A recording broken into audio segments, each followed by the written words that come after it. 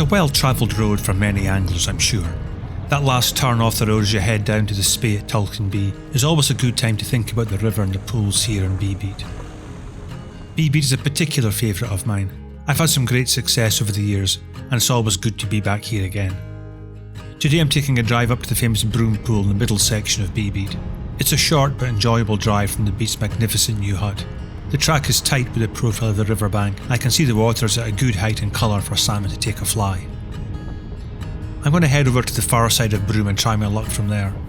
Broom is the only pool in the section of B-Beat that I think fishes better from the opposite side. It's easy wading for the most part compared to the north bank, and all the lies can be fished well swinging from left to right.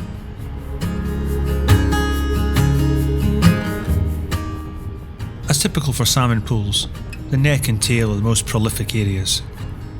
The neck is very shallow at the far side as the water flows over the shingle bed but deepens quickly towards the opposite bank.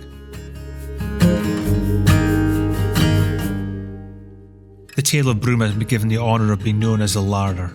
I don't think that name needs much explaining.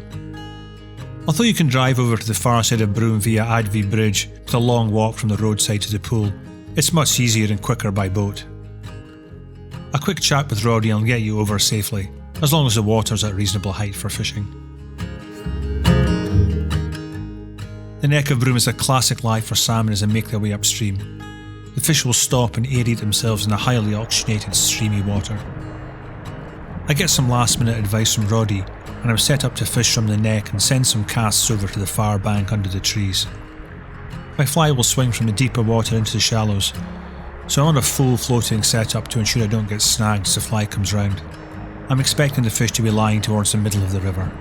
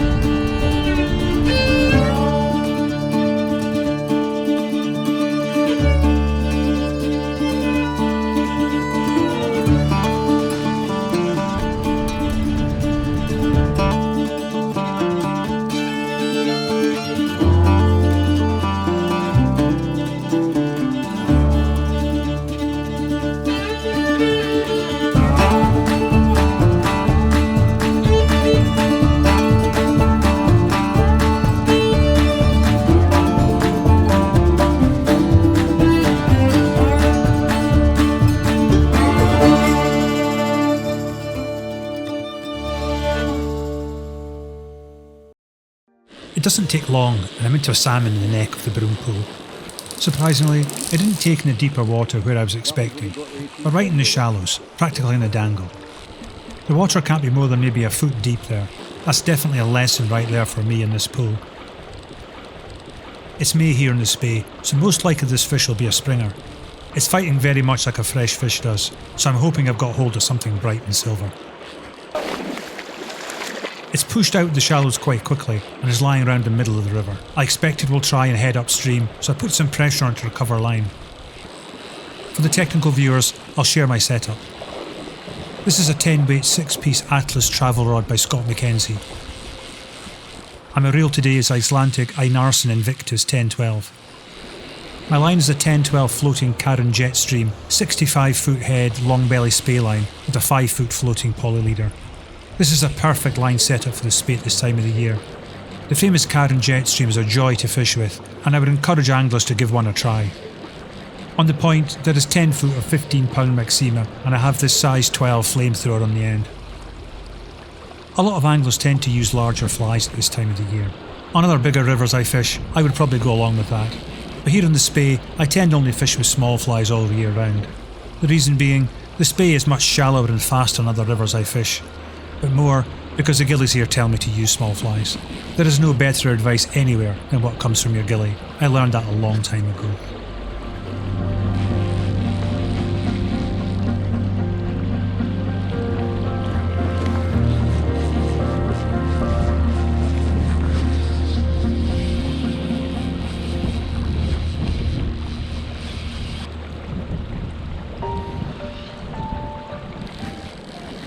I need to remember this is a long line compared to a shooting head, so the fish is still some distance away.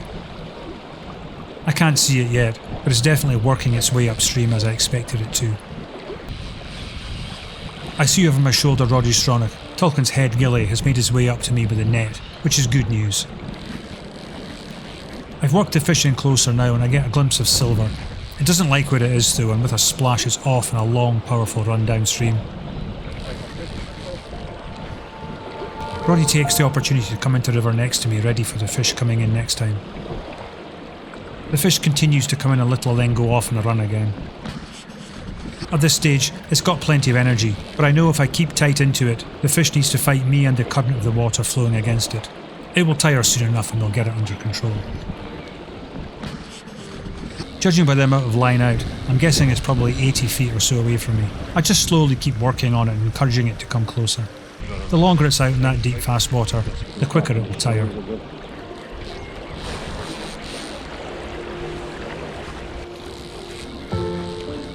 That's a head back in the reel again, and I'm feeling the fish weakening. It still has the power to take line, so it's definitely not done yet. I keep it tight and let it run when it needs to, but as soon as it lets up I recover as much line as I can. It's a back and forth game, but I'm definitely getting the upper hand on it. I can see it in the clear water close to me. Its bright silver flanks are glistening in the sunlight. It's definitely a fresh Springer. It makes my heart beat at the prospect of landing it. There's still a lot of work to do before it's in the net.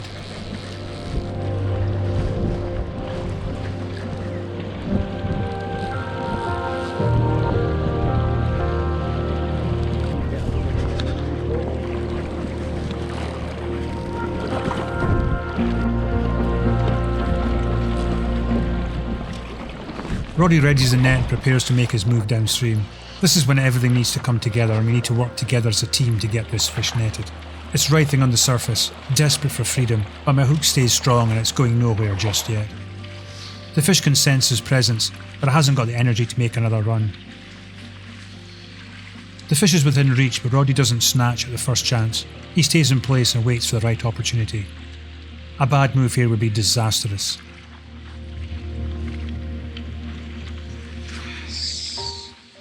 That's it netted without any fuss or bother. I'm looking forward to seeing what we've managed to land. Is that perfect?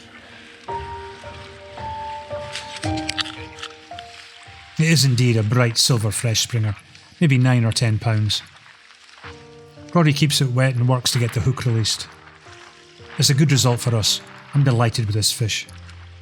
Let's get it ready to release and on its way.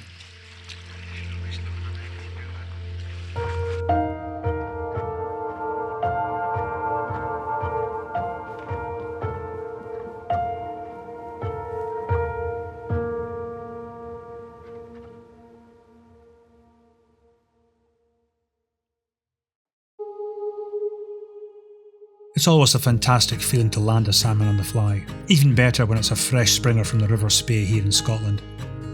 It's becoming increasingly hard to find these magnificent creatures here in the traditionally plentiful water of this prime Scottish river. There seems to be little appetite from the powers in control of the rivers to really make a sustained effort to recover the fish stocks.